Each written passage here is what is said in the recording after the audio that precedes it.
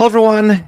My name is Rafal, and I would like to welcome everyone to my third webinar. Today, we're going to go through business and marketing when it comes to headshot photography. I would like to welcome everyone. It seems like there was a lot of interest. There is a lot of people who sign up. So I just want to say big thank you to everyone to joining and being interested to this webinar. I will try to make this as interesting as possible. We're going to go through tons of different stuff. I definitely want to hear your comments. If you guys have any questions, you can ask me during the webinar or also afterwards. We can dedicate some time to go through some of the details. I hope everyone will get something out of this which going to help you with your business. I've noticed there's a lot of people who are on different levels. There's people who sign up who starting off. There's definitely people who are intermediate and some professionals. Definitely I would try to kind of go through some of those basic stuff, also some advanced stuff. So definitely I will try to go through all sorts of different things and help you guys out with your business. Business, as you probably know nowadays, is extremely challenging. Doing great photos is a one thing. Running the business definitely takes completely different sets of skills, in my opinion, and I have to learn those too. It was extremely challenging for me. As you probably know, it's a long journey, and we have to learn all sorts of things. And I'm going to share with you a lot of those things from my own experience, something that I went through, and also things which, in my opinion, also kind of change over the time, because nowadays doing any type of business, it's a completely different game. There's different ways of doing things, and then some of those things which worked before, they don't work anymore. And I'm guessing in the next, I don't know, year, 2 years, 5 years, this is going to definitely will be something that's going to be even more challenging. We entering the era of AI and automatizations, and then kind of huge competition when it comes to I would say artificial AI headshots. So that's also forced us to, I have to say, push the gear even more to make sure that we can compete with some of those things. It's what it is. I think we have to learn how to adopt it, how to make our work better, how to provide better service, and how to make our clients so happy and give them such a results that any AI cannot compete with this. And I don't want to go on the long rant on this. I want to jump in straight to the business. And I'm going to just share with you my presentation. We're going to go through some of those interesting things, and we're going to start with simple things, and then we're going to just kind of move on into some more advanced stuff. So let me kind of get going. It seems like there's quite a bit of audience already. Definitely people will be joining up. This whole thing is going to be available a little bit later. I will just make this public for everyone who is interested to check this out and learn something from it. So let's dive right into it, and let's go through this whole thing step by step. So this is my presentation, and let's kind of go step by step through it. So those are the things we're going to go first. We're going to go through technical skills. We're going to talk a little bit about portfolio, and also we're going to dive into website, what it's important, pricing, industries, and we're going to talk a little bit about negotiations as well. And then we're going to dive into like a second portion of it when we're going to talk about branding, marketing, finances, and all sorts of different kind of thing, all sorts of different type of things which kind of makes your business running, because this is something that we need to somehow keep it going. We need to make some kind of cash flow. We need to make sure that we have clients. I know this is the things which a lot of people are struggling the most, to just get this kind of consistency with coming business, and we'll talk about it as well, how to kind of keep this going. So let's start with the basic stuff, and let's talk a little bit about the technical skills. And I'm not going to talk much about what kind of lighting, what kind of cameras we need. This is something that I think I covered in the different webinar where, I talk about lighting and lighting setups and then equipment and lenses and all this cool stuff. Here, I want to kind of talk a little bit more in the general kind of terms when it comes to how to approach, um, I would say, gear, how to approach technical skills. This is something which is just, the starting point. And, especially at the beginning, we try to figure out, what equipment do we need, what lighting do we need, what setup do we need to make this work. It's take a little bit of time to kind of get this whole figured out. There's so much out there nowadays that it's kind of overwhelming, I think, for a lot of people who are kind of getting into this. And but a little bit kind of my point of view. um don't go kind of overboard when it comes to top of the line stuff. Especially if you're starting off, start with the basic stuff. Nowadays you can not only purchase those stuff for half price. What I mean, you can buy the used equipment, which also is going to work really, really well.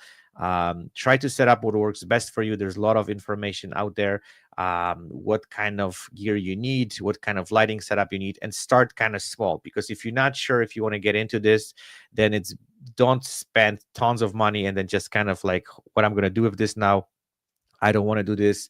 But if you reach the point where you decide, okay, I'm going to go full in with this and I want to continue, I want to make business out of it, then it's worth it to start investing a little bit more into equipment and gear. And as I said, like, you can really slowly scaling up to the point where, you're going to get the stuff the way you want it. The one thing what I want to say about the equipment, and I talk about it, but I want to mention that if you decided to go kind of full time and you want to do business out of it, the one thing what I would like to share, especially when it comes to the lighting, go with constant lighting. This is something that it's a lot of debating, and I know a lot of people using strobes and stuff, but you have to look not only from perspective of how this is work for you, but also how this whole thing works for your client. So constant lighting, it's, I would say, I'm not saying mandatory, but it's going to give you best out of it, going to give you amazing experience. It's going to make this whole job easier for you, and also is going to make your client experience this from kind of different way, and it's going to be win-win situation for everybody. When it comes to all this, setting cameras, lenses, again, this is something you can strictly figure it out. Full frame, of course. You can go with zoom lens, you can go with fixed lens. Just make sure you're getting those stuff, so it's going to work in favor for your headshot photography. But what I want to say here, and this is, I'm not going to go into this technical details. What I want to say, you have to figure out this whole thing, and the technicals should be like something that it's going to be figured out the way that you understand, and you don't have to kind of worry about it. Especially if you're doing this professionally, you don't want to struggle with camera settings, lighting, and all this stuff throughout the photo shoot. If you not there yet, what I would suggest, go and do a lot of free sessions where there's no kind of money exchange situation, and people kind of like pay you, and then you're seeing you struggle getting the results. Technical skills, especially if you're in the business, should be figured out. You should have this kind of recipe, what works, what doesn't work, and then when a client comes in, you know exactly what you were doing. And I think for a lot of photographers, it's a challenging, especially if they're starting off. So make sure you have everything figured out, and you're ready basically to go, especially if you're shooting everything kind of commercially, where you're going for sessions and then you're shooting, I don't know, 10, 20, 30 people. There's no literally time to playing with settings, playing with lighting, trying to figure out what works, what doesn't work. This whole thing has to be set up, and you should know exactly what's happening. um, the next one is knowledge of composition. Also, that was like, it's kind of simple thing and kind of obvious, but you want to create some kind of consistency in your work. So if you're shooting and every image looks like it's from different book, then it's gonna cause you a lot of trouble, because especially if you're shooting for specific client and they have specific requirements, you need to understand that part.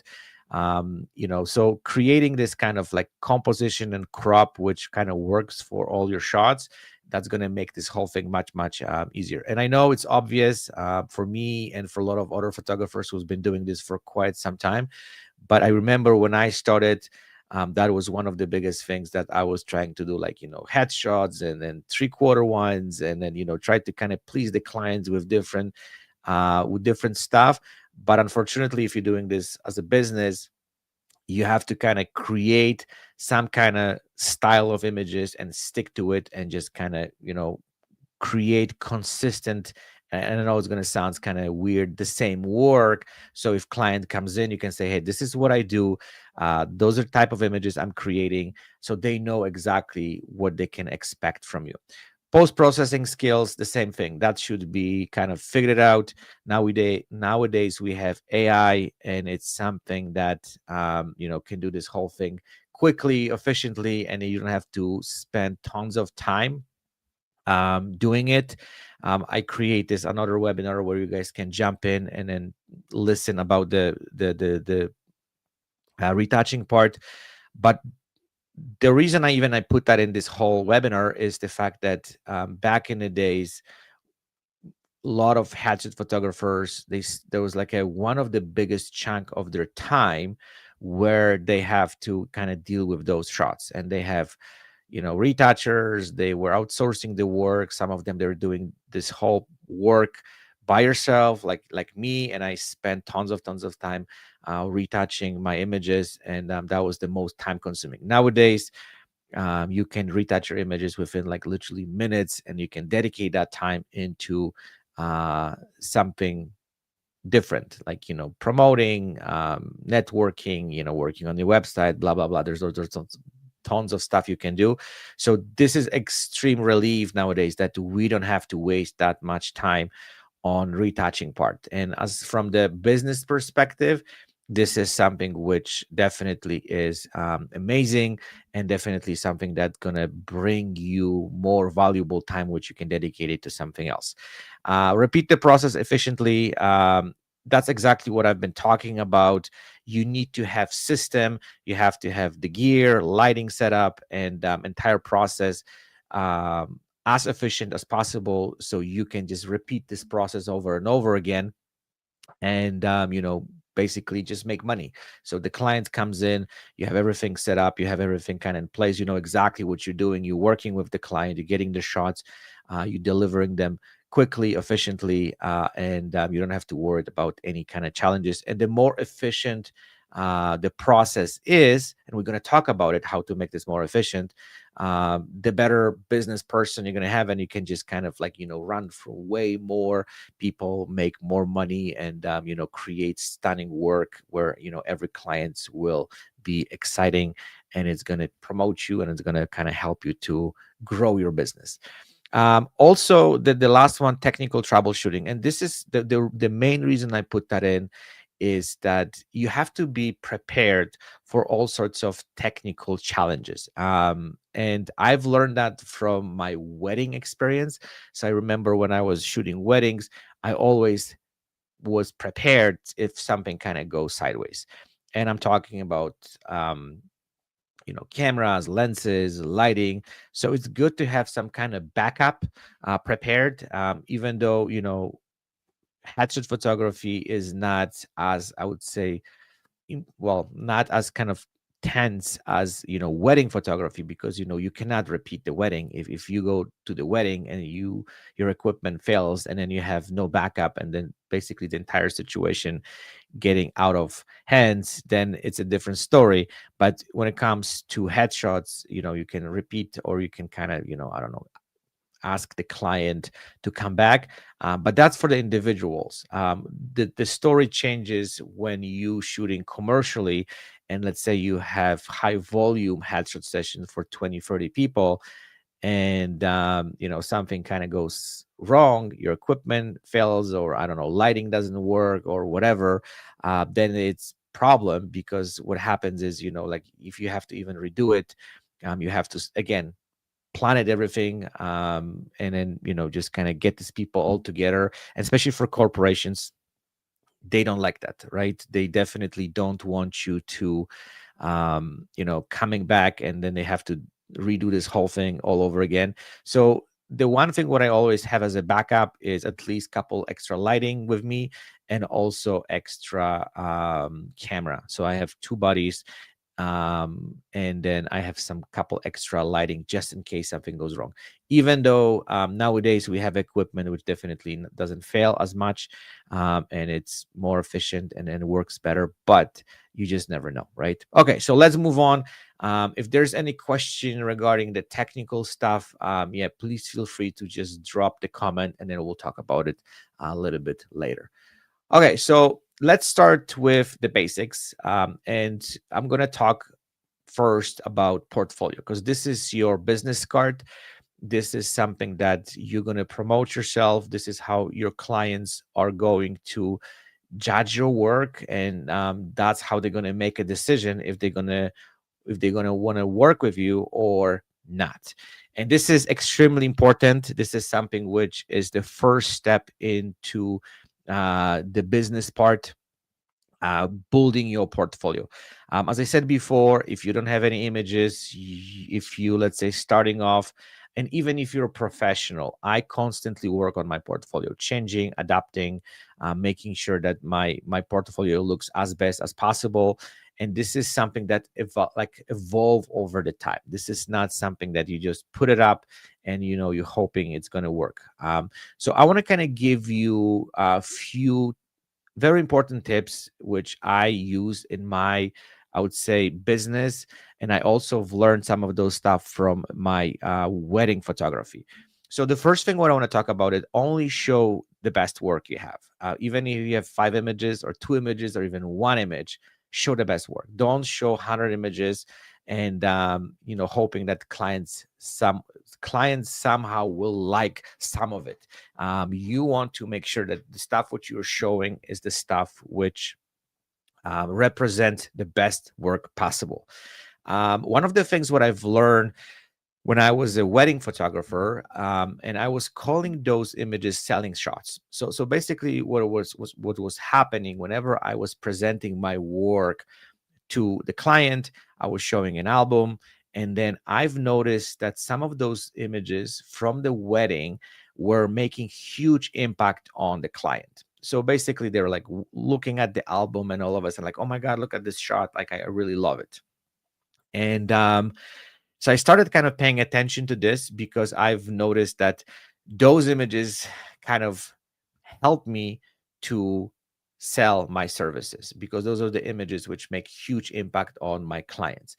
And then what I started doing, I was starting like pulling those images out and literally creating separate albums with those sales images, which basically just I knew if clients were going to go through them, they're going to hire me. And the same thing I do when it comes to my headshot photography. There are images which make bigger impact on my clients, and I always try to ask them which images they like the most, which image kind of make them decided that they want to work with me, and those are the images I'm implementing into my portfolio. So what I want to say is also, like, we look at our work differently. Clients looking at these images differently. So try to choose shots which work more for the clients rather than you, because there's are images which we like a lot and they don't make a huge impact on the clients. But for some reason, clients see this whole thing work, definitely makes impact, and try to implement those images into your portfolio, because that's what's going to make you sell. Quality over quantity, this is what I've said. Just show best work, and also try to be consistent with your work, because if you're showing tons of different shots, also things which are not related to headshot photography, you have like a mishmash of different images, typically this is not going to work, because we're living also in the world where people go to those websites and they want to see your images instantly. They don't want to look and find stuff which they like. If they are looking for headshot photography, they want to go to your website and they want to see the shots which going to make them the quick decision if they like it or not. So consistency is extremely important. The next one is variety, especially ethnic variations. And this is something which also I've learned not a long time ago, but I have to admit it. But also you have to make sure you putting images, especially if you're living in North America or Canada, US, those are important elements, because if, let's say, if you have images only, I don't know, like one ethnic, some people who are from different ethnicity, they don't want to kind of work with you for some reason. I've learned that so many times, and I get these comments where people look at my work and like, oh, you were shooting that person who is like, from kind of, I don't know, my ethnicity, and I love that picture. So people want to see kind of, people who they look similar, like they are, and then, like, it was something kind of interesting for me, especially I've been hearing those comments from some of my clients, and then I started kind of implementing those shots into my portfolio, and I knew this is going to also invite and make people more serious, and they're going to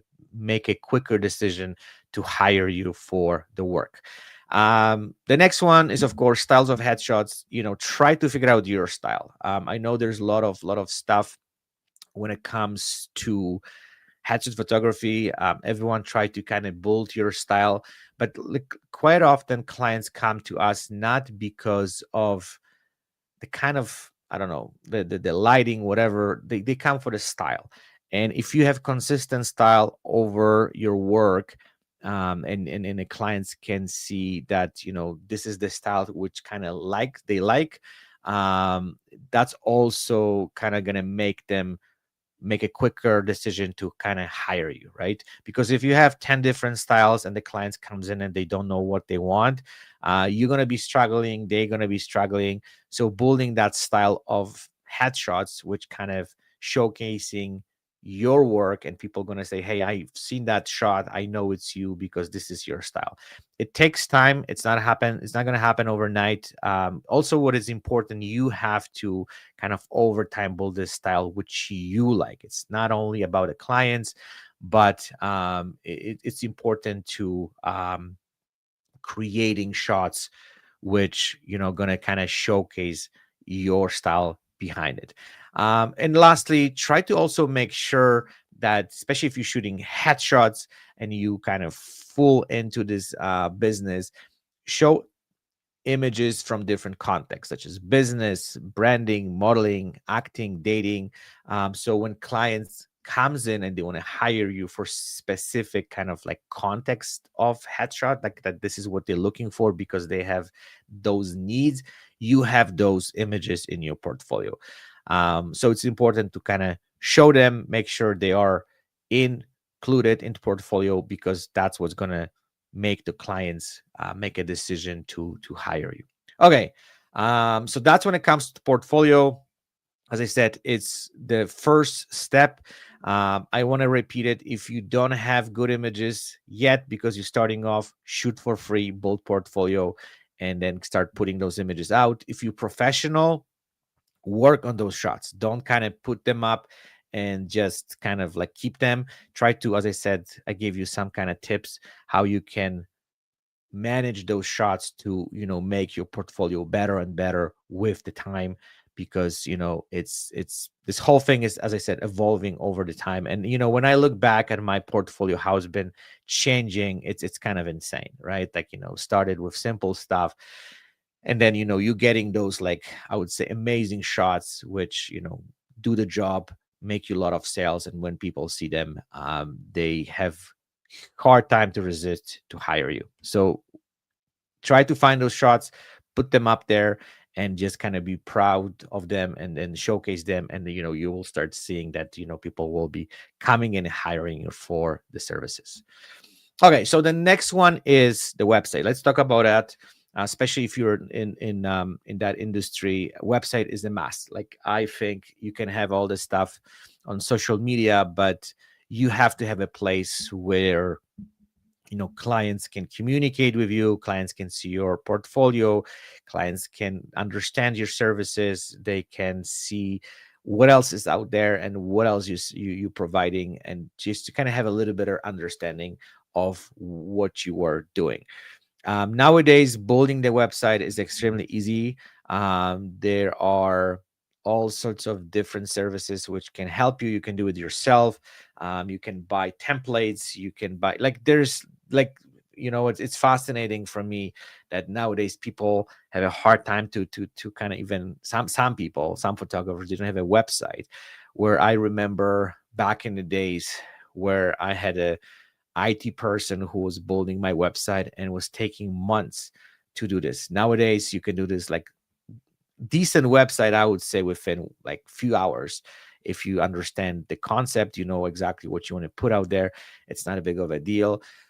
So it's really, really easy to not only build the website, but maintain it, and also you have all sorts of different additional things you can put it in to make your business run better. And we're going to talk about it. But let's start with the basics. The one thing what I want to point it out, if you have a website for your business, and you are headshot photographer, try to stick to headshots only. And the reason is because nowadays people have such a short attention span, I found. And if they come into your website and they see weddings, they will see architecture, they see portraiture, and I don't know, baby photos, and then somewhere there you have headshots. You just basically killing your business, because if someone comes in to see your headshots, and they have to start finding those things, usually if you don't catch their attention within the first couple seconds, this whole thing, it's pretty much done. So try to make sure that the website is designed so the client understands it's only about the headshots. Especially also nowadays, so we can build, if you have other businesses, and I don't know, you're shooting weddings, you're shooting some other stuff, try to build different websites, right? And it's much easier to do. So when a client comes in, then you can just basically just dedicate it each site to each kind of, concept or whatever you're doing when it comes to photography. The next one is easy navigation. That's huge. You want to make sure that when client comes in, they can easily book you, they can easily find the portfolio, they can easily find everything what they need to find, and then you probably also know what works best. So they need to kind of navigate through the website easily. They don't have to try to, like, go from, I don't know, 10 pages to find your pricing or whatever. Everything nowadays has to be very simple, very I would say easy to find. There's no time for clients to kind of going on the escapade to find information they're looking for. Pricing info, that's something which is interesting. And then there's different schools when it comes to pricing. Some people saying the pricing should be there, some people they shouldn't. I don't have prices on my website. I prefer when the clients contact me, and then we can discuss pricing, because I also found over the time that a lot of clients, they have sometimes don't much understanding how the pricing works for headshots. And what happens is a lot of clients, when they see the price and it's higher, they just basically go somewhere else, even though if you talk to them, they would probably hire you if they could have a better understanding. So my goal is to pretty much get the clients on the call, or get them interested, and then I can explain a little bit better. Next one, services offered, packages. You definitely want to have some kind of packages to kind of scale your work. um, Again, you can build it up whatever works best for you. I kind of stretch those services sometimes, like, what I mean when it comes to my packages. Even if I say, let's say, I don't know, the time is 45 minutes and I stretch it to an hour, that's fine. We'll talk about a little bit later why I'm doing this. But having some kind of packages so the clients understand what they are getting into and what they can expect from you is extremely important, so they have better understanding. Makeup and other services, of course, they should be included. Depends how you want to run it. When it comes to additional services, I don't include them into my services. Everything is kind of like kind of extra. And I work with a bunch of different makeup artists, but that's, we will talk about a little bit later. Testimonials is extremely important. Having some kind of testimonials from your clients, it's huge. Apparently nowadays people want to see them, people kind of judge them, people kind of get this positive feedback from people who use your services. So make sure you include them, because that's going to make a huge impact on their decision if they want to hire you or not. Contact informations, of course, it's kind of interesting. Sometimes I see websites where, I'm going for some service and I cannot find a place where I can contact the person. And it's kind of obvious if you really think about it, but at the same time, a lot of people forget about it. So the contact information should be also not only visible on the main page. There should be all sorts of different either links or, kind of boxes where people can reach out to you. So that's something, again, obvious, but it's important to have it done the proper way. And then, there's some additional stuff for the website. And then the company I'm using right now, and I've been using there for the last, I think, 6-7 years, is format.com. And this company allows you to basically plug it in all sorts of different stuff, like clients galleries, payments, and all sorts of different interesting things that makes my business run much more smoother, much quicker. And I can communicate through with my clients. For example, like, if I do the photo shoot, I upload those images to my client galleries. The website automatically sends everything to the client. They can access it, they can communicate with me, they can highlight it, what they like, what they don't like. And that's something which, in my opinion, is extremely useful, especially if you want to run your business smoothly. I don't kind of let my clients choose images throughout the headshot session. And I know there's different approaches, but the way I work, I like to kind of go for those shots, pick the best ones, and then send client galleries so they can kind of work on it either with me or with their friends. So that's kind of my approach. So yeah, as I said, there's tons of different little, I would say, adjustments and little kind of those features on those websites which helps your business run this much more smoother. The next one, of course, the mobile optimization. That's something also extremely important. You want to make sure that your website is really nicely working on your phones. Most people also find my services on the mobile. It's kind of obvious. Most of those templates, they work pretty great. But at the same time, like, when you have a website, check it out how it looks on your phone. If it's kind of, everything kind of works together, and then people have access to all sorts of different things, so they can see your portfolio the proper way. Everything looks kind of smooth, nice. Nothing is kind of stretched and looks weird. Especially nowadays, as you probably everyone knows, um, people spend more time on their um, phones than on the computer. So that's extremely important. SEO, the same thing. If you are running a business, we could go for the long conversation on SEO, but I want to basically mention that you have to work on it. You have to make sure that your website can be found on all those, Google searches, and then, all sorts of different stuff. Most of those websites nowadays, including the one which I'm using from Format, they have really easy way to work on this. Also with the AI, we can automate this whole thing. But that's another discussion. We could spend another hour. But whenever you're going to be building your website, try to remember to make sure that SEO is looked after, and you've done this properly, and you look basically you look to kind of making sure whatever you're putting out there, SEO is working well with your website. Okay, so let's move on. Let's talk about the pricing. So pricing is one of the most challenging things for a lot of headshot photographers. So we're going to dive deep into this. And I know it's kind of like, for a lot of people, it sounds like it's easy thing.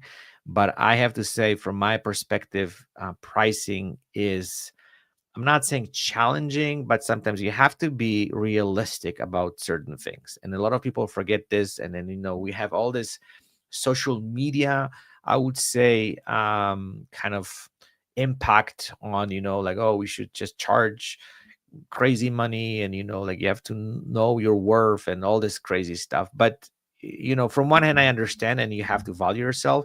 But also, this value have to come from some kind of foundation. And if the foundation is not there, and you try to kind of like, putting crazy prices on something which doesn't have the worth, that's not going to work. It's going to kill your business. You're not going to get clients, and then, your business is going to die sooner or later. And I deeply believe that the biggest, I would say, um,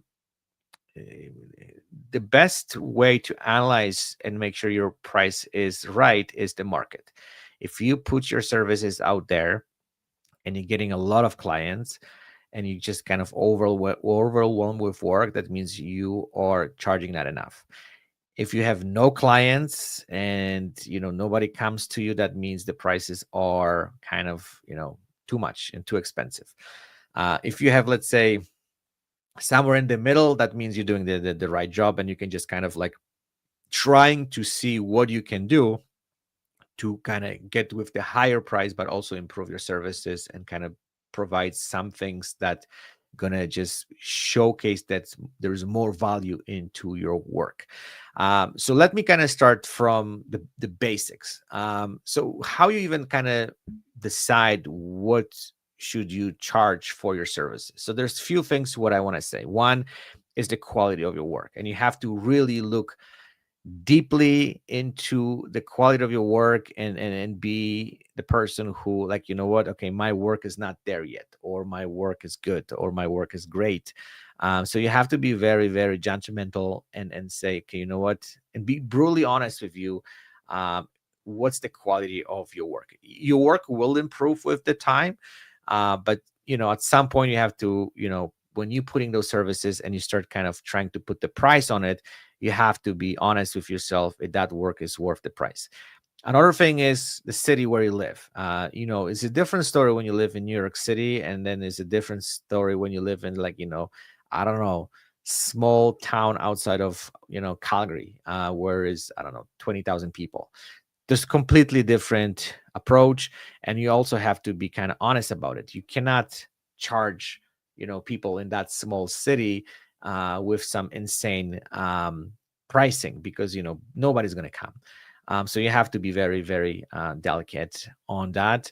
And what's your competition is doing, right? You have to dive deep and do research and see what other people are doing, how much they charge, because nowadays everyone is looking for the price. Let's be honest. One of those elements how people hire you is the price, right? And we're gonna go how to kind of create more value for the client, and how you can upscale and stuff like that. But you have to be, especially if you're starting off and if you're not getting the right amount of business, you have to kind of also look into your competition and see, what they're charging, and kind of like work with that as well.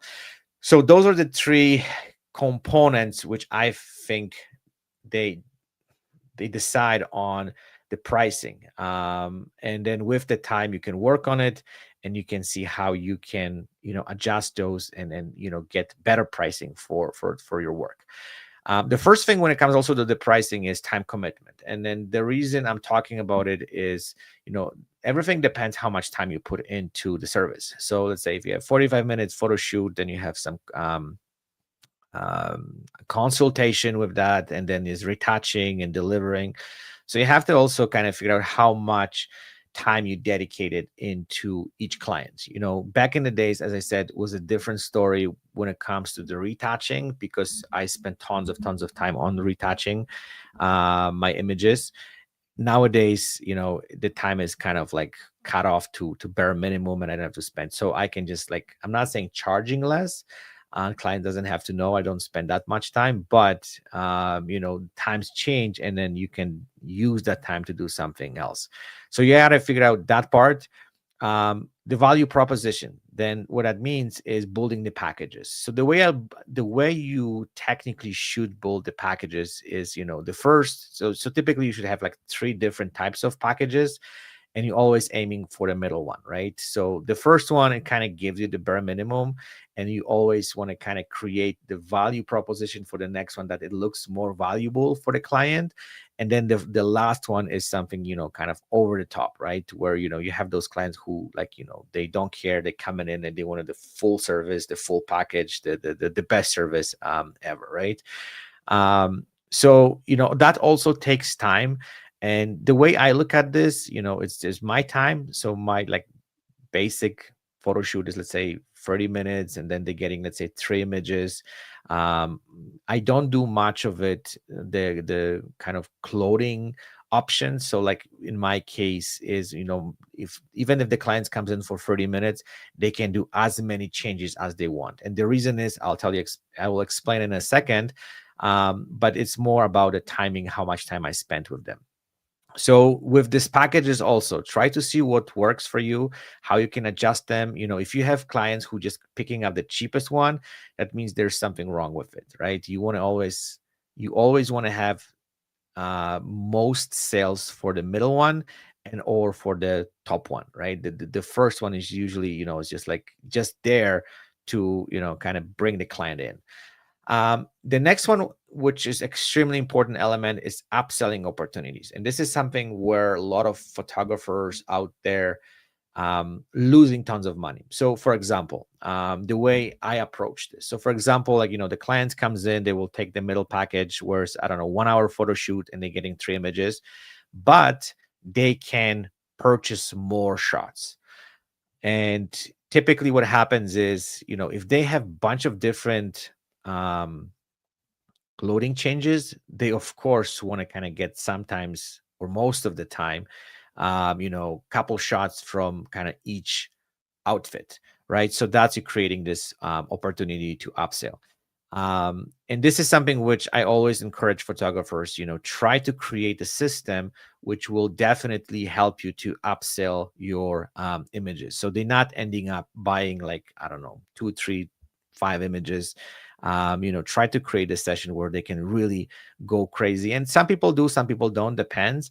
But I found that, creating that kind of upselling opportunity for clients can always bring you more money. And sometimes what is fascinating, let's say you charge, I don't know, $700 for a headshot session, they get 3 images.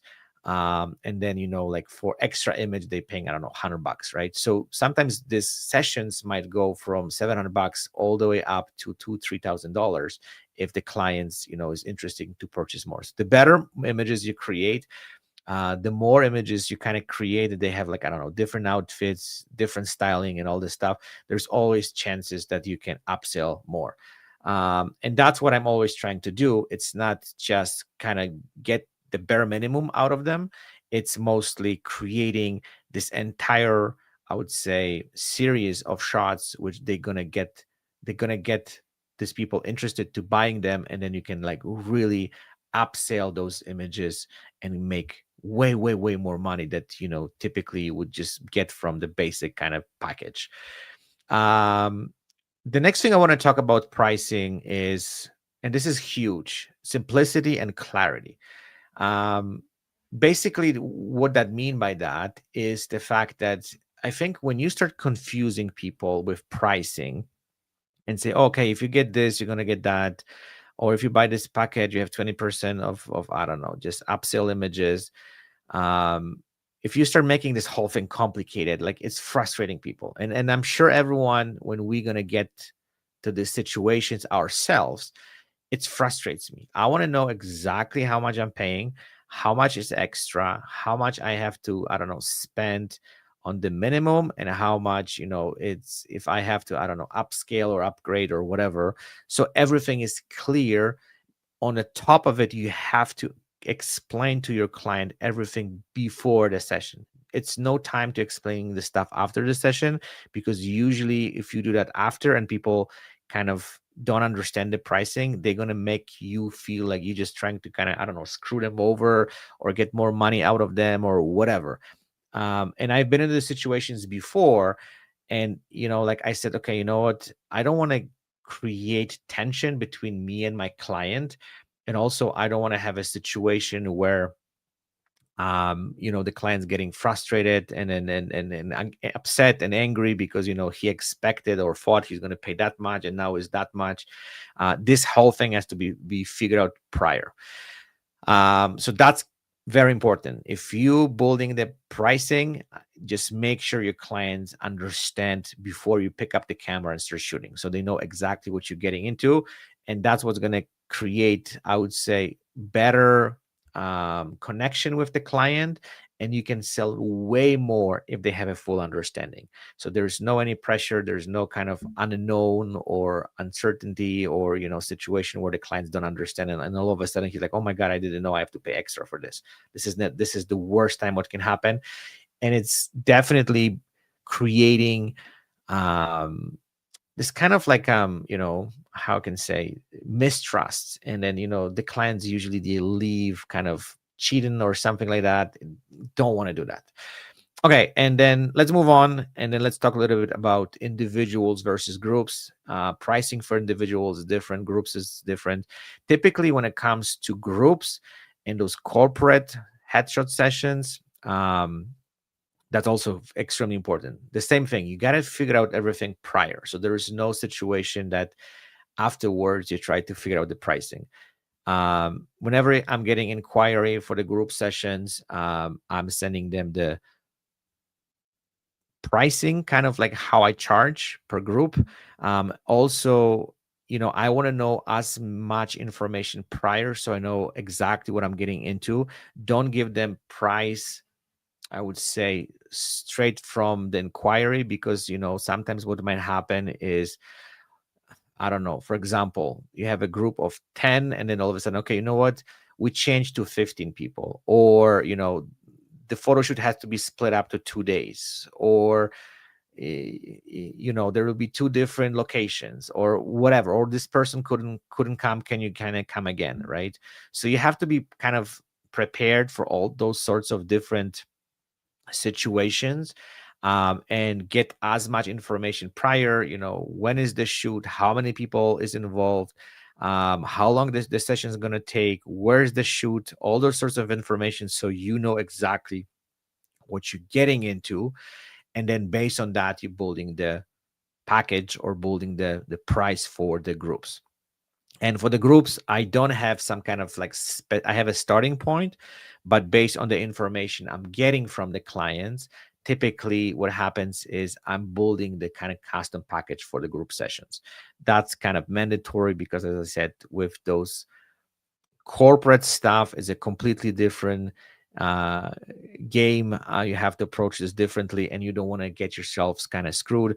Also, speaking of that, especially for individuals and groups, make sure you're getting deposits, because especially with the corporate world, I don't want to kind of say that happens all the time, but if I'm working with someone first time and I have no idea what's their kind of payments, um how they approach payments, then you got to be careful, because I've been in a situation where I did the shoot, I delivered the images, and then for the first 3 months I was fighting to get the money back.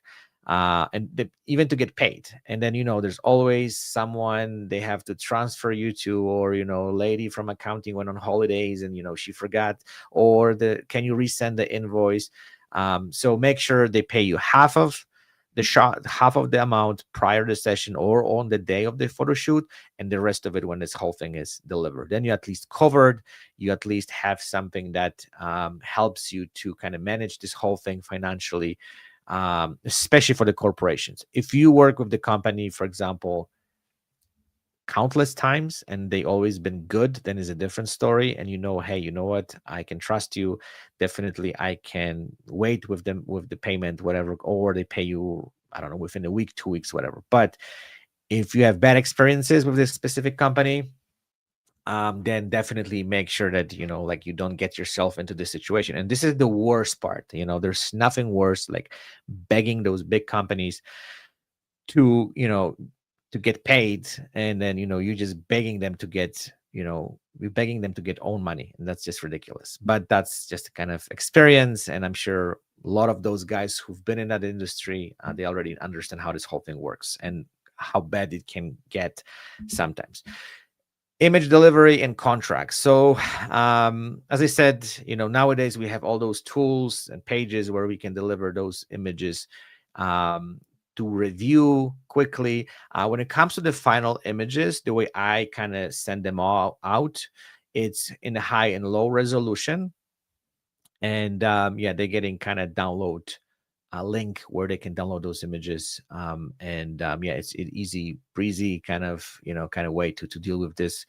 As soon as they choose their shots, they go through the retouching process, and then the automatization kind of prepares them for the send out. And as soon as they're done, they kind of put in this kind of zip file, and they get transferred to my clients. And when it comes to the contracts, definitely something that everyone should have. Make clients sign the contracts. It's easy to prepare them. You can use AI to create some kind of contract to sign it, especially for the copyrights. If you want to use those images for your portfolio, I always, not only they sign a contract, but always I ask my clients if they're okay to make me those images put on my website. If the client says no, even though they sign a contract and the contract says I have copyrights to kind of publish them, I don't do that. Just, there's some people who, I don't know, they value their privacy and they don't want those images to be published, whatever. I have to respect that. But I always ask, like, most people, they definitely want that. They don't see this any problem with that, and they agree to this. Okay, if there are any question regarding pricing, yeah, shoot me, comment. Let's move on because we have a lot of stuff to go through, and we are already like within an hour. Okay, so let's talk about the industry. So let's kind of run briefly through this. So those are the industries which I'm going after. Corporate and business, those are the best ones, pay well. It's hard to get into, but as soon as you kind of get hired and they love your work, they love your approach, probably you're going to get rehired, or they're going to kind of like, push your businesses, or they're going to just kind of create this constant connection where you're going to keep getting work from them. So that's the biggest one. And corporation typically pay more. There's a little bit of struggles, the stuff which we talk about it, but if you are able to get into some good corporations which have constant need for headshots, that could create some kind of constant amount of work coming your way. As I said, but it's hard to get into it, right? Like that's something that sometimes takes a little bit of time, but that's something which I highly recommend to go after, because there's the money. You can make good salary on shooting those corporate headshots. Major real estate agencies, definitely something to look into it. That's again hard to get in, but as soon as you step in and then they love your work, they appreciate the quality of what you do, then it's much easier. And the reason I said major real estate agencies, typically I found individuals, real estate agents, they don't want to pay much. And this is, I don't know, I've been hearing this from a lot of other head photographers. I experienced that kind of the same way. Small agencies, or like kind of individual real estate agents, which they don't make tons of money. They just really cheap. Even though it's funny, because in real estate, a lot of those real estate agents, that's their kind of the main thing, the how they advertise, and then how they kind of, and then they don't have a good headshot. So, but the business is there. There's definitely a lot of potential, and put your footing in. Those major ones can also bring you a lot of business. Dating sites, a lot of people nowadays, the divorce rate is kind of like up to the roof. So dating sites, and the people looking for great headshots for their dating profile, it's crazy. So again, another market which you can put your foot in, and then get a lot of work. Model and talent agencies, those are ones which, again, it's hard to get in, because typically it takes time to build portfolio. But as soon as you put your foot in, and they love your work, again, definitely something to look into. I found that those model agencies, they pay well, but also you have to build your portfolio around that. So, getting some TFPs, and then getting those kind of like approaching those and say, hey, you know what, I would like to do some, I don't know, TFPs for your models. And then you can kind of provide them, and then at some point, if they love your work, they will start hiring. TV and radio station, the same thing. They always need headshots. Approach them, show them work, and try to I don't know, get some kind of connection, get some kind of collaboration. And then again, it's a really good business to be with them. um but at the same time, like every major industry, it's hard to get in sometimes. But if you find a way to do that, then like it's really good, constant business coming your way. Medical centers, huge. And I found this is where people need most of headshots. It's very neglected. I found it's fascinating. I had this conversation a couple days ago with some friends of mine on my podcast. I highly recommend it to check it out. And they were saying that they were looking for therapists for their child, and they were going through a bunch of different websites, and none of them had headshots, which is fascinating for me. That therapists who they helping people, and they trying to build their business on kind of building that connection, they don't have headshots or professional images on their websites. And they said, yeah, they hired someone who had a headshot, which is kind of interesting. Law firms, the same thing, a lot of potential business. Most of them, I found, they have a good headshots, and they look for kind of professional ones. So definitely search what it's out there, who doesn't have a good headshots, and then kind of approach them, show them, or kind of try to share with them what you're doing, and they will definitely kind of can bring you a lot of business. Government institutions, something that definitely it's hard to get into it. I had a chance to work with some politicians. They always need good headshots. And yeah, that's another kind of good way into kind of creating something for the institutions, which also like they pay well, and there's always great collaboration. And the last one, the biggest one, personal branding and social media. Businesses and different personalities need branding images. So something that there's always business for. So if you start kind of advertising this proper way, you can definitely get a lot of business from that as well. Okay, let's talk quickly about negotiation. This is something which, in my opinion, is extremely important, and this is something that I have to learn too over the time. And this is something where a lot of people makes a lot of mistakes, and you can get potential client, and if you don't know how to negotiate, how to invite them to your services, that's what's going to kind of make your um well, you're going to lose a lot of business, I would say. So when the client comes in, and then they approach you, they send you an email or they call you, it's important to kind of know how to deal with those clients.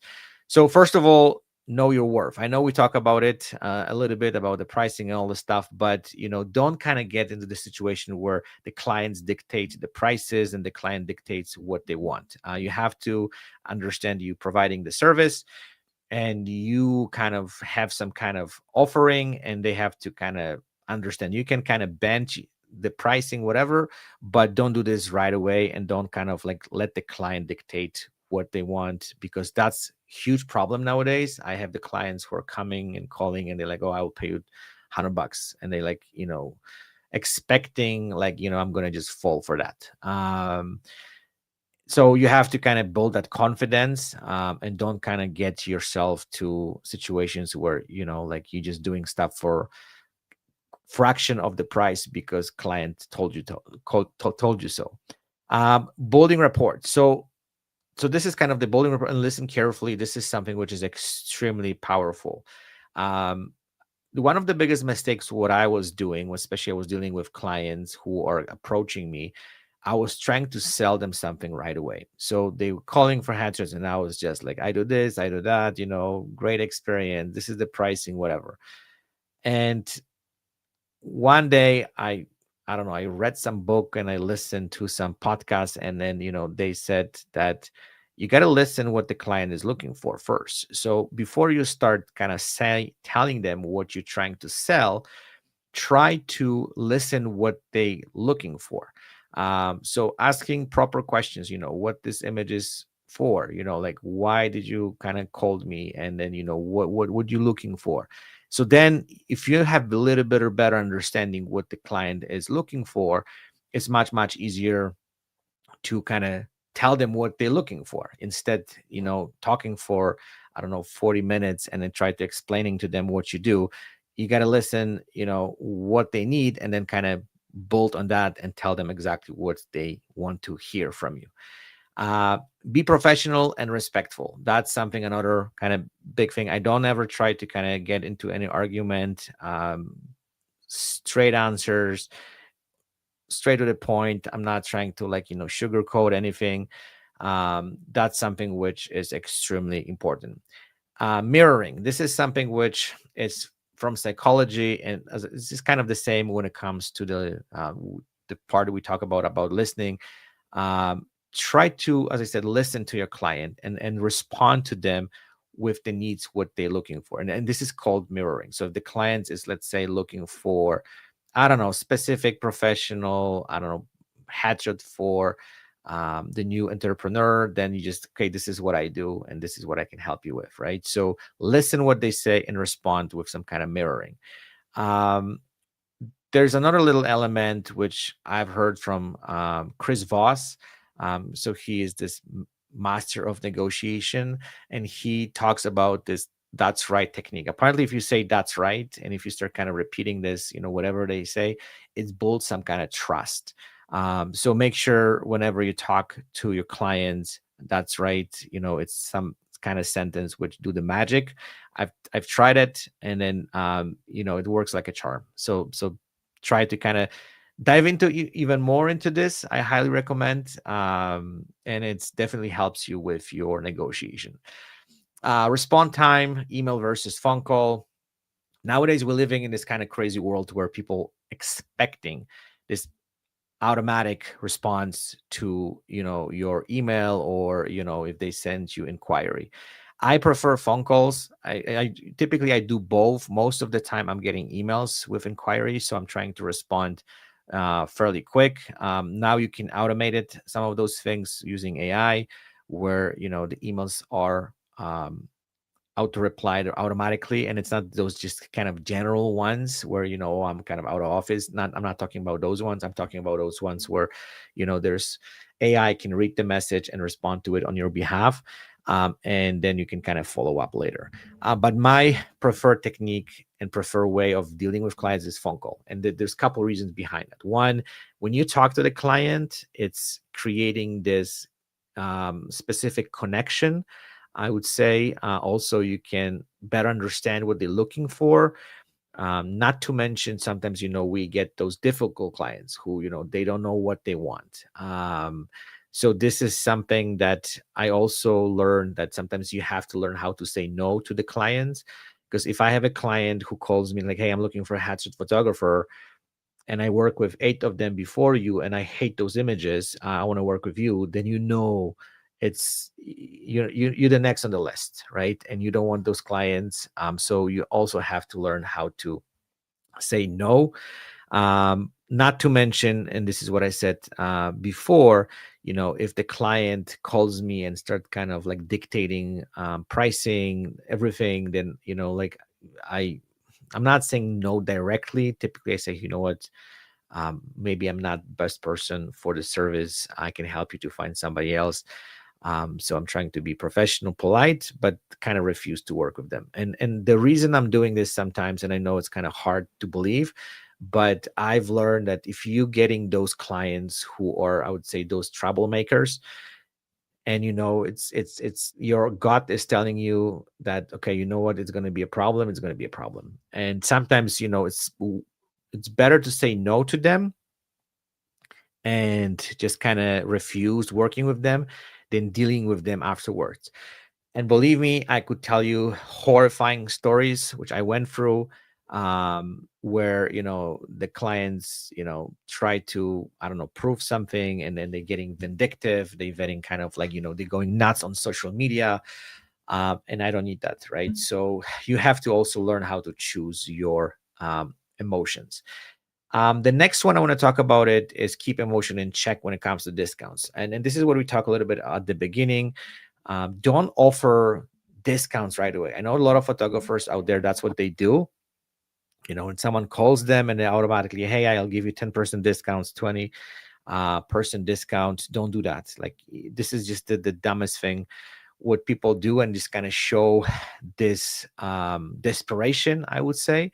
So I rather to work with the client and give them a discount afterwards when the shoot is done. When they get the images, I can throw something in as a kind of like thank you way of saying thank you and giving them some discount afterwards, rather than just try to hook them in by giving them the discounts. Don't do that. Create urgency, and what that means, if someone contacts you and they like, oh, I want to do the photo shoot, I don't know, whatever, then you can just kind of create this, push this a little bit more towards that, like you're busy, you do a lot of stuff, and so they kind of have understanding that, like it's not around them. You also kind of have to keep your, I would say, they need to understand sometimes that, they have to work for you as well a little bit. I'm not saying we do this in this kind of psychological way, but that's something what it's important. And the last one, don't be afraid to say no. We discussed this. If you feel that their clients is going absolutely bonkers and you have this gut feeling telling you, okay, you know what, this is going to be problem, then just simply say no. And I think sometimes, if you don't gonna say no, but you felt it and you're gonna go into kind of trouble, then you will know that next time you're gonna be more careful.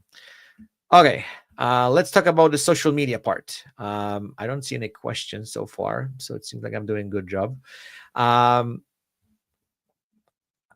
So social media is another topic. I'm gonna try to run through it fairly quickly. Um, so the social media is another beast, and this is something which is huge part of what we do. The first one I want to talk is about platform selection. There's more and more platforms we can be showing what do we do, sharing our experiences, showing our services, all this stuff. It's hard to be on all of them. If you have a team of people, there's a different story. But if you're by yourself and you're starting off, I would suggest to choose few of them and stick to them. The ones which I would recommend is definitely, Facebook, definitely Instagram. LinkedIn is a huge one.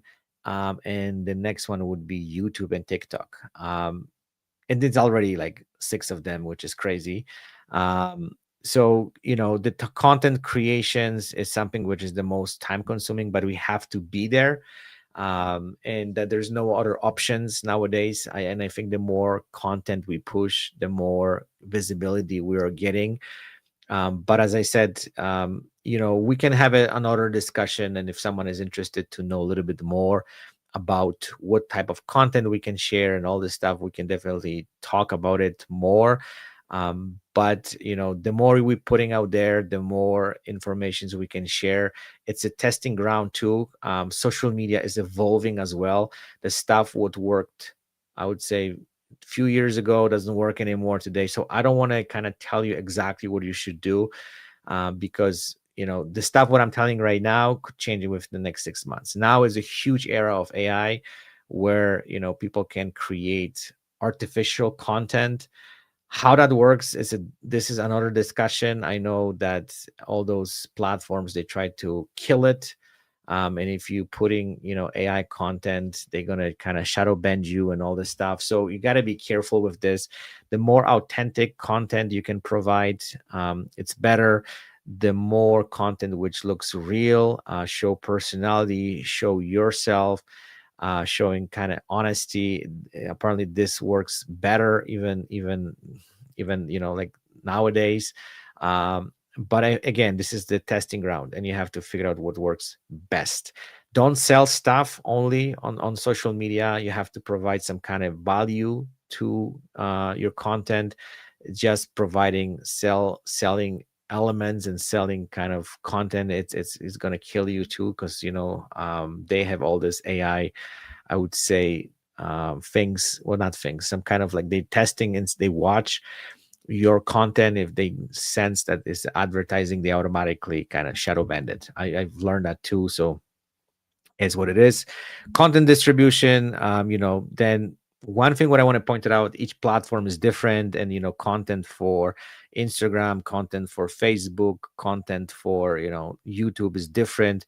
And then we have to somehow create individual content for each of those platforms, because that's how the content works best. And we have to distribute it through all those channels. The consistency is the one thing. As much as should post it, this is another discussion. I don't want to give you some kind of advice on this one, because some people saying you should have a tons of content putting up every single day. Some people prefer put less content but more valuable, and they put more work onto this. So again, this is like another ocean which you have to figure it out. Audience engagement, huge one, right? Create content which kind of creates some kind of engagement with your clients, with your audience, with people. You can run all sorts of different interesting kind of things through social media, but that's also how they measure your social media content. The more engagement you get, the algorithm helps you to push it even more. Analytics and measurements, it's good to check what works, what doesn't work.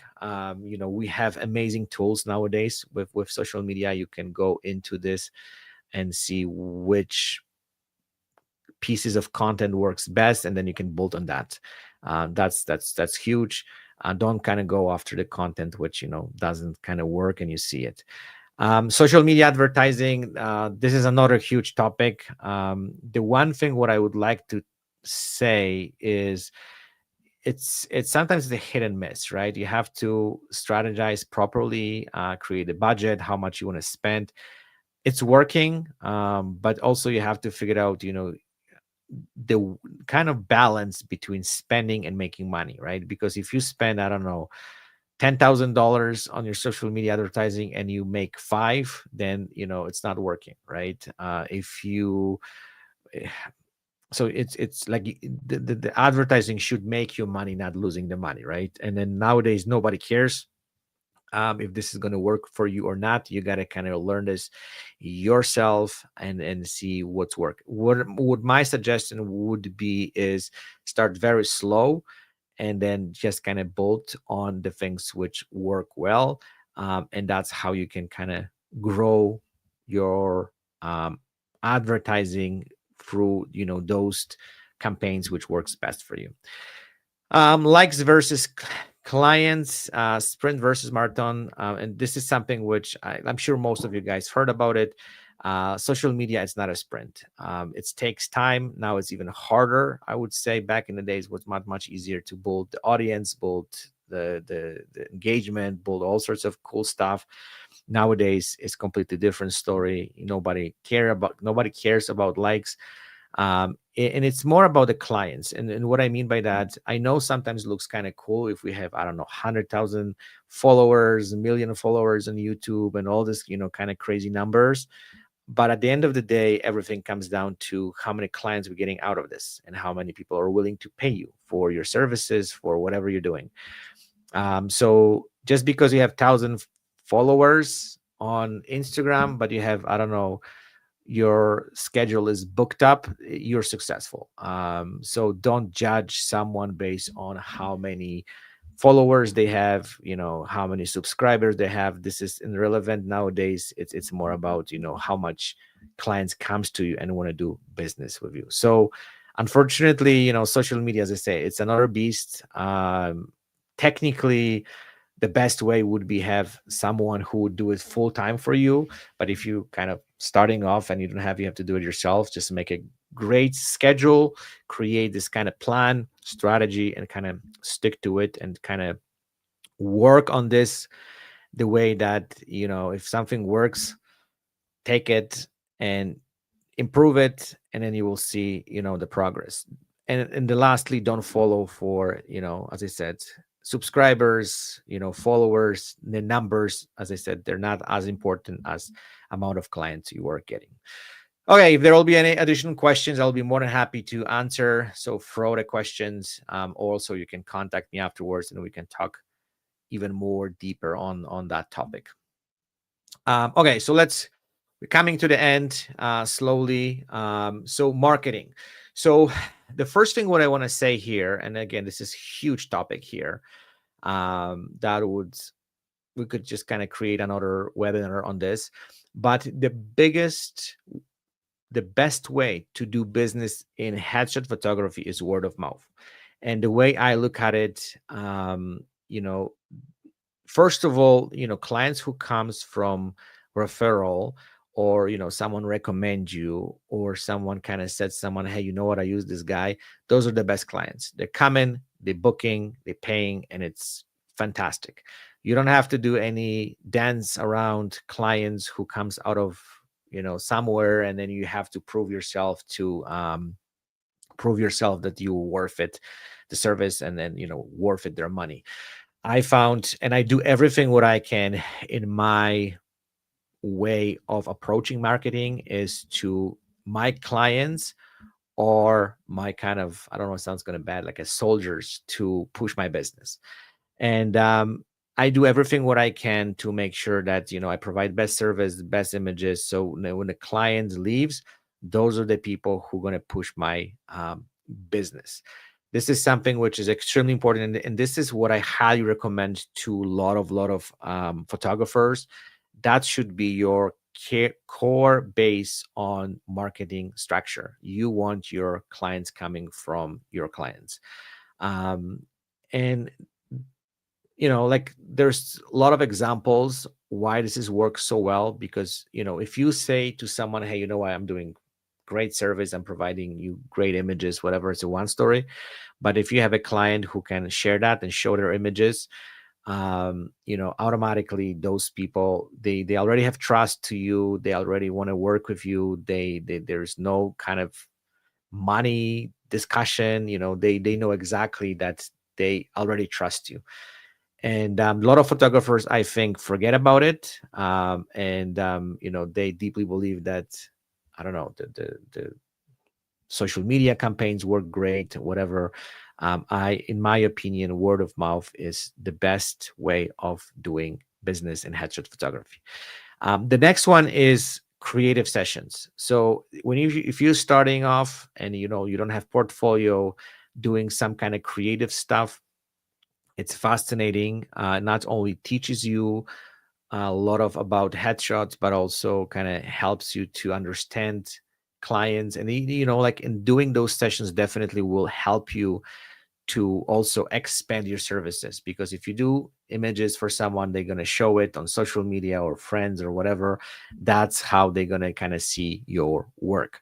So if you are, as I said, starting off, and even if you are professional and you have, I don't know, that month where there is nothing going on, and we have those, let's be honest, doing those free creative sessions for, I don't know, friends, colleagues, someone who is in need, or create some kind of project you want to shoot veterans or someone, just to kind of push your work, just to kind of get attention, just to get something, where people can see your work, always going to benefit you. And I can tell you, like, I've done some free sessions for veterans, and I got so much business out of this. It was kind of crazy. It's fascinating that, like, I was just like, I don't know if I'm going to do it, but then I've done it, and they were recommending me to their friends, to their families, to, some other stuff. And all of a sudden, 3-hour photo shoot, which I've done for free, turn it into, like, 3 months or solid work. So, definitely, something that helps you to build your business and grow to business. So I know there's a lot of discussions out there when it comes to, doing stuff for free. I deeply believe that, if you have a spare time, it's better to do something than doing nothing. And I can guarantee you, if you produce work, you share it, and then, people see it, people kind of, I don't know, relate to it, then it will bring you the business. Utilize paid advertising. You talk about it. It's a hit and miss sometimes, in my opinion, but you have to do it, pushing your work out there. So free photo shoots, we discussed this. I also do email campaigns. So one of the things what I want to point it out here, especially for professional and then people who are starting, build your email addresses list, because this is something which I was neglecting for many years, till I realized, what, emails are the most valuable things for marketing. Because, people don't necessarily look in your social media, they don't pay attention to, a lot of stuff what you do. But emails, most of them, they respond, well, not respond to it, but they checking their emails. So if you have solid email list from all your clients who work with you, who trusted you, and you say, hey, you know what, I'm doing this, I don't know,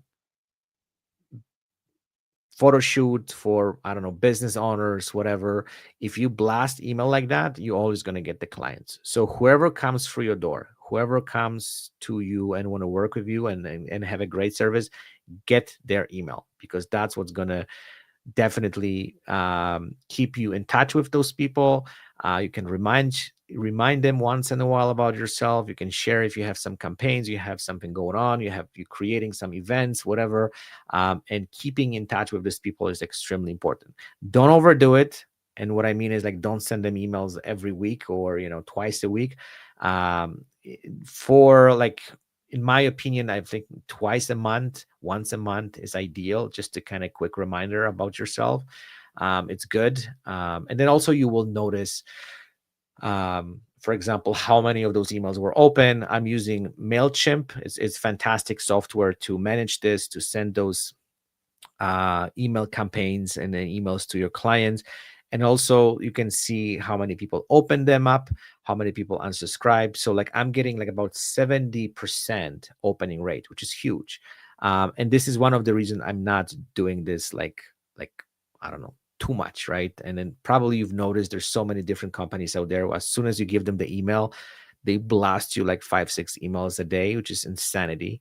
And they're just killing themselves. Like, I think they just literally killing their own business by, like, overwhelming with people with emails and all this stuff what they're doing. Create educational content, not only for, other photographers, but also for your clients. I do have some amazing PDF files, how to prepare yourself for a headshot session, what the headshot session is doing for your business, how important that is.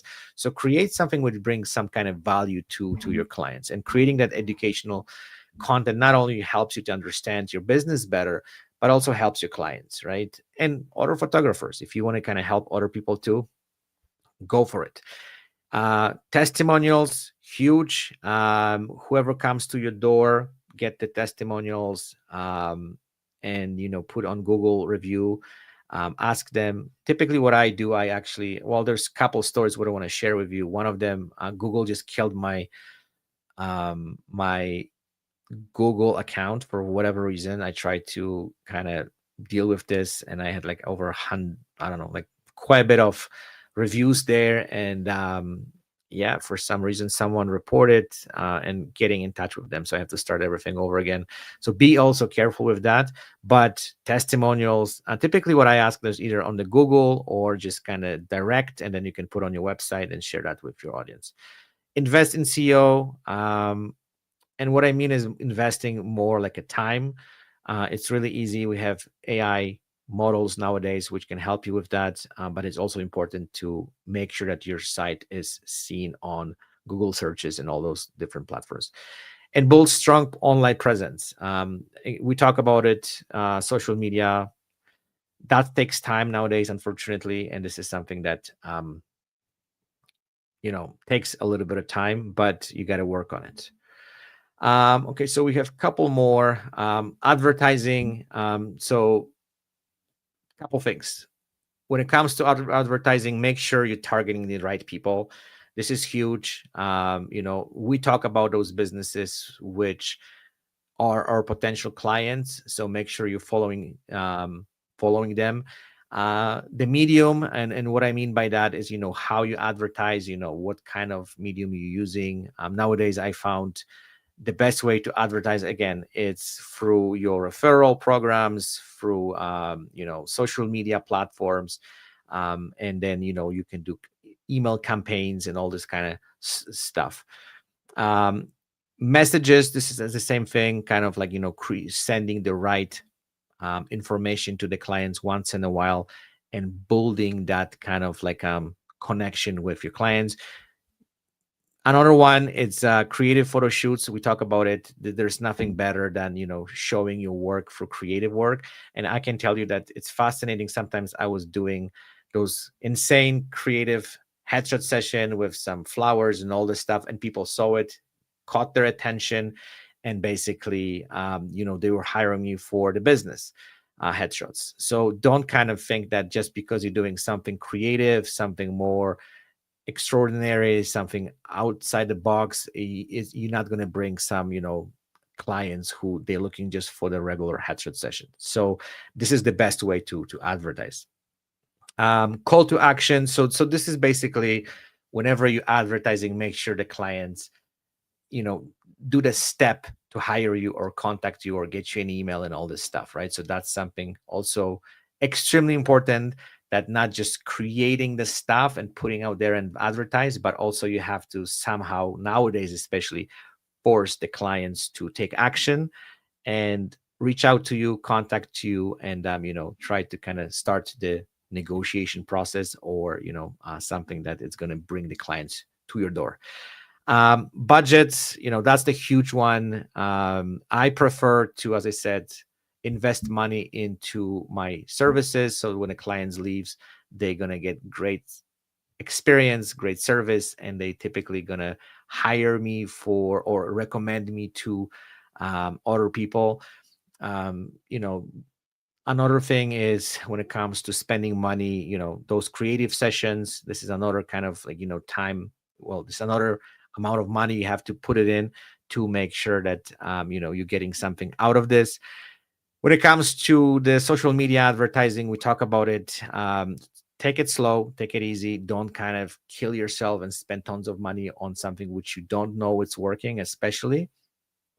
But if you're going to do this slowly, gradually, with the right steps, you will start kind of getting back for your money, and it's much easier to not only get clients, but don't spend too much.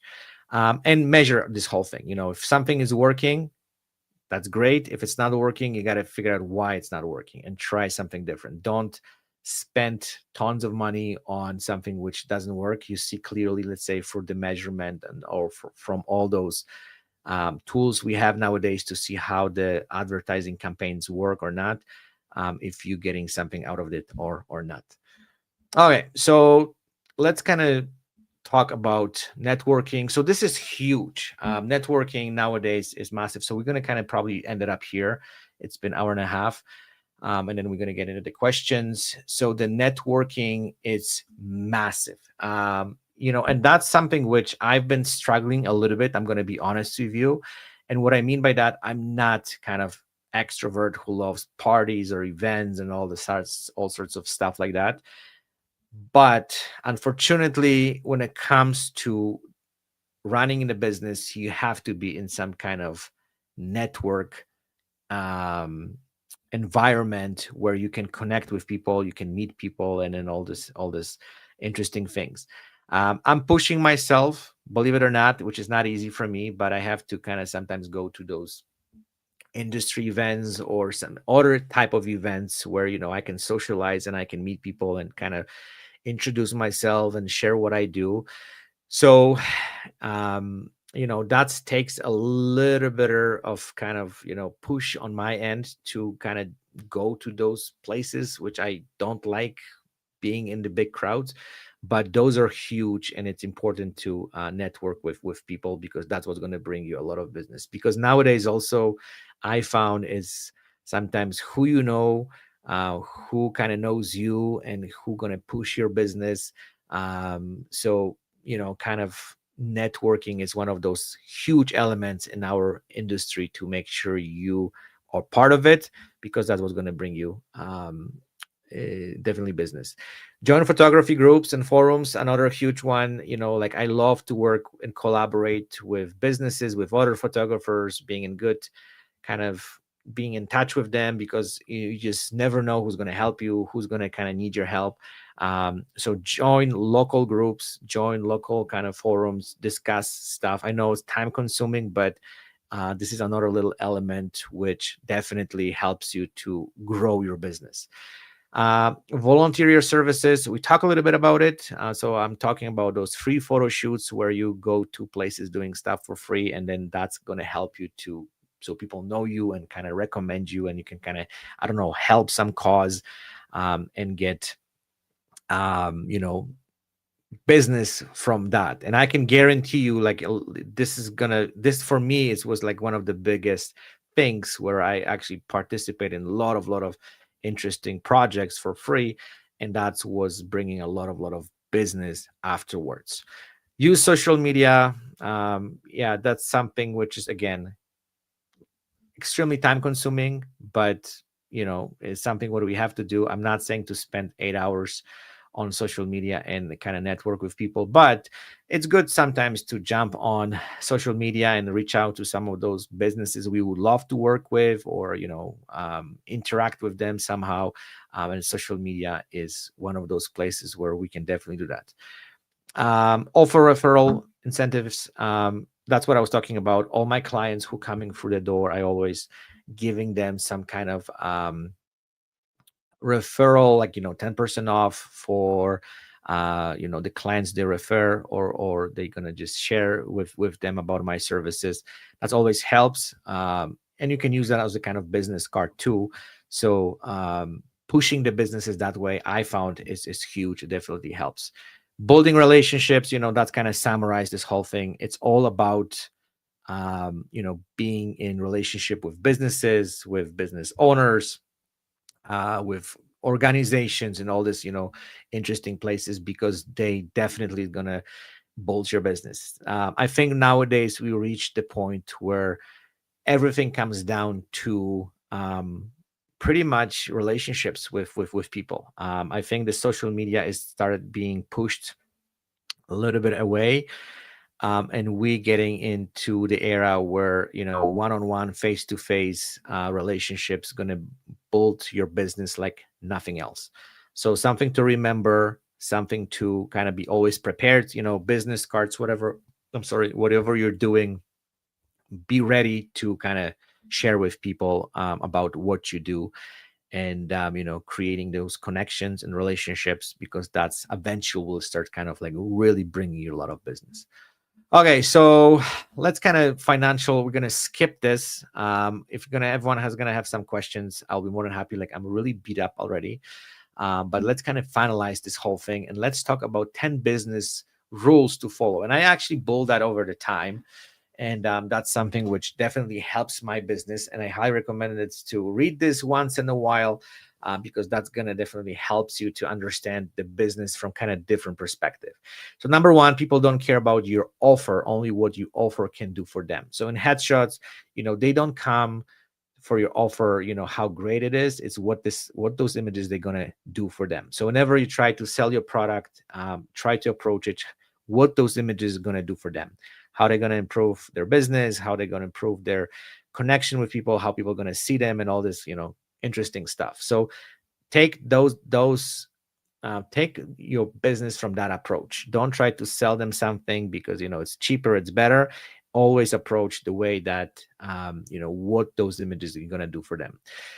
Sell the transformations, not the product. So you're not selling the images. What you're selling is, as I said, the images, what they're going to do for them. So if they have a crappy headshot on their website, on their profile of LinkedIn or social media, whatever, try to share with them what this image is going to do for them, how they're going to transform, how people are going to see them.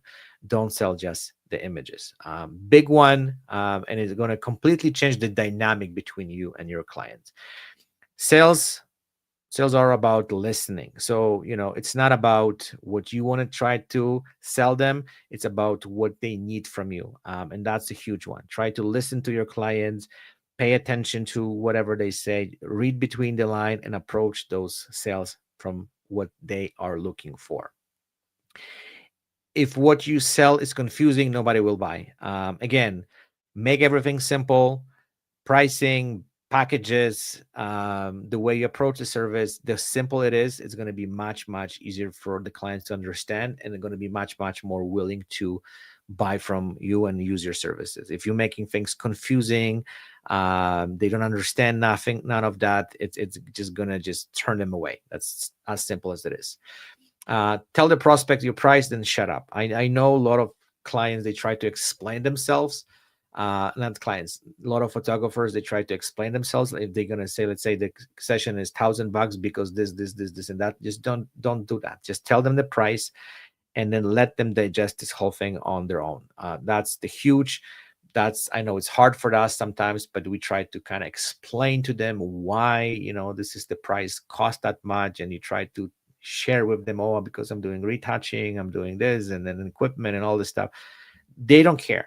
For them is, if they see the value, if they see that's worth it, they will pay for it, right? So that's something which it's very helpful, and then it's going to save you a lot of, because if you try to explain yourself too much, usually what happens, like, again, the desperation kind of kicks in, and they can sense it, and usually it doesn't work.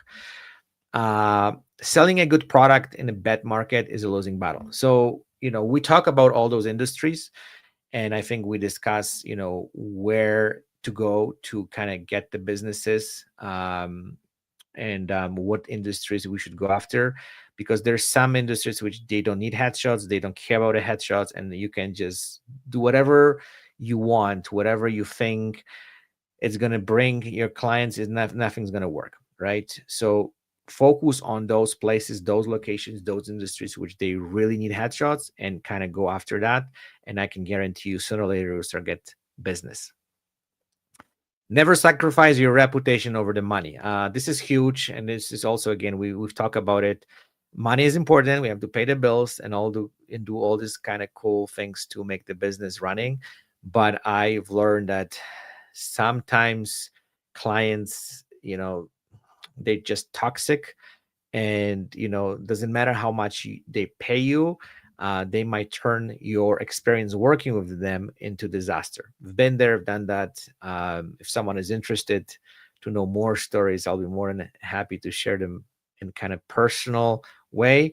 But let me tell you, I've worked with people I shouldn't work, and I knew it, I felt it, but I thought more about making money rather than how damage they're going to cause to me, to my business, and everything what I do.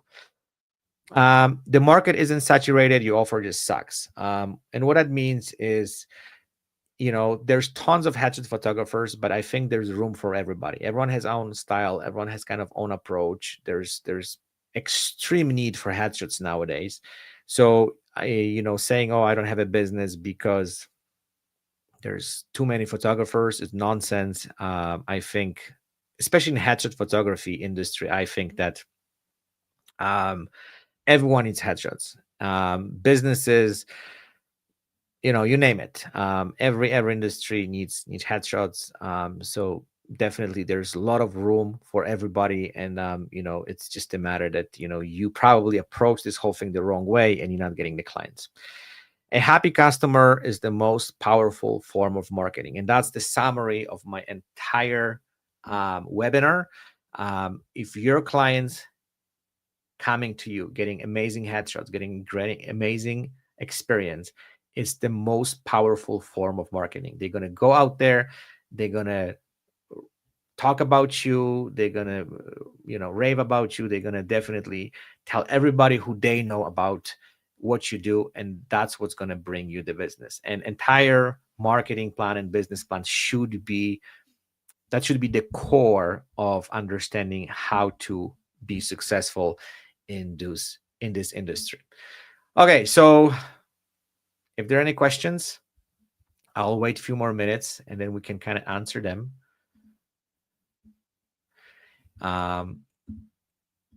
If anyone wants to talk to me directly, definitely I will be more than happy to answer all your questions. It seems like there is quite a bit of people listening and being part of it, so I truly appreciate it.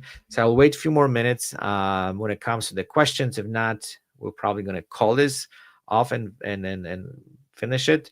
And then if anyone needs any more specific informations, I'll be more than happy to answer them directly. You can send me an email, you can shoot me a message, whatever works. So let's wait a couple more minutes, and if there is nobody, we will call it off.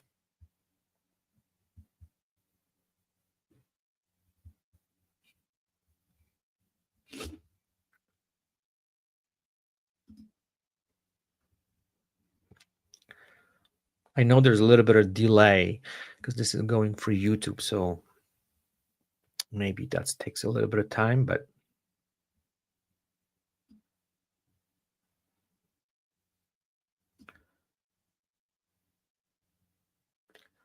okay. So there's a question for groups. Do you ask if the customer have a budget? So that's a tricky question. So okay, let's kind of look at this from a different perspective. So typically what I do, the way when I approach, I'm trying to get, as I mentioned, as many informations as possible. So I know exactly what I'm getting into. Because if someone tells you like, hey, you know what, I have $1,000, but I have 40 people, and then this shoot's going to be spread out for, I don't know, 3 days in different location, all this stuff. So before you even jump into this entire conversation about having a budget, I would first ask about what they need, what they're looking for, what type of images they need, how many people is involved, how many locations, where do you guys want to shoot, and then I would, before I start asking about a budget, I would definitely come up with, based on those informations, what they provided to you, to create some kind of like frame of how much you want to make, and they kind of work around it. That's what I would do. Because asking about a budget, sometimes they will tell you, let's say $500. They of course they're going to go as cheap as possible, and that's, you kind of stuck with it at this point. Because then let's say you want to charge $3,000 for, I don't know, let's say 30 people, and they're $500, it's just completely mismatch, right? And then what happens is then it's like they're gonna go, oh, so why don't we do 1,000? So before asking about a budget, yeah, just get the informations, what they need, how many people, all those like little details, which going to help you to understand what you're getting into. And then have the kind of ball price, and then kind of like, I don't know, tell them, look, this is what I would typically charge, but what's your budget? That's how I would approach this whole thing. I hope that answered your question.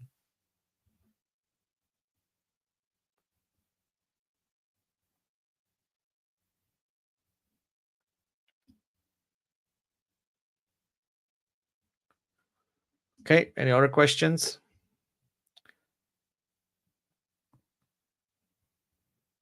Okay, so I think no more questions, so I'm gonna call this off, I would like to say thank you everyone for participate, listening. And if there's more questions, more concerns, anything you'd like to ask in details, you know where to find me. Please feel free to shoot me an email or message. And yeah, I'll be more than happy to answer whatever questions you guys have. So thank you again for joining. Stay tuned, and I'll prepare another webinar in the next couple weeks. And yeah, we'll talk more about headset photography. Take care and have a fantastic Sunday. Take care and bye-bye.